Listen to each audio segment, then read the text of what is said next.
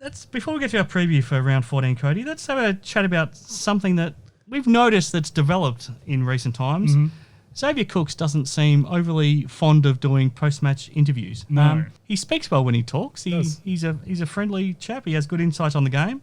Any thoughts on why he's avoiding them right now? Because your mate Julian has to do some hard selling to try to get him to talk. He does. Jules has to, basically beg him. And we saw in the Christmas Day game him basically bear hugging him across to get an interview out of him. So, no, look, I'm not sure what's going on. You know, I mean, the fact that they probably asked to talk to him at every single halftime and every single time after a game is probably starting to wear on him a bit, and he's a bit over it, which I totally get.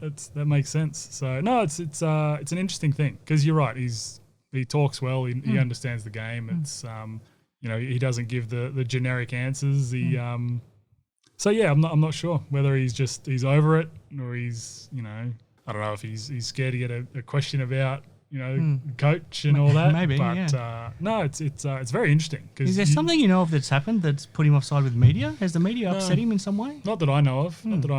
But I think it kind of goes back to last year where they, as a team, kind of took it as them against the world type of thing. So maybe that's carried over a bit, and it's understandable. I mean, it was successful for them last year with their attitude towards the game and all that sort of stuff. So no, I'm not sure. It's very interesting though, because after games, you do see Julian up there having a chat to him the whole time. And so he was successful on Christmas Day, but he wasn't against Tasmania. So Cooks was again player of the game, but he didn't do the interview. Yeah, I think Zave must have seen him coming and just run the other way. So I'm not sure what's going on, but it'll be interesting to see if he pops back up on the screen in the next few games for him.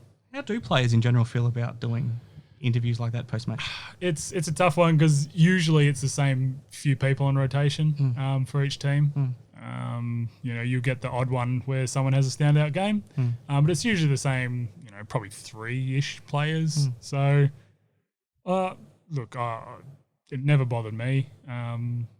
It's part of it, I think. But I know some people really don't like it and just aren't comfortable with it. So, I mean, we've seen him in the Hungry Jacks ads, so he certainly can do it. But maybe the fact that they're running every second ad, he's just like, I'm done. I'm done with it. He is on the screens a lot, isn't he? Press conferences are interesting at the moment too, post-match, Cody.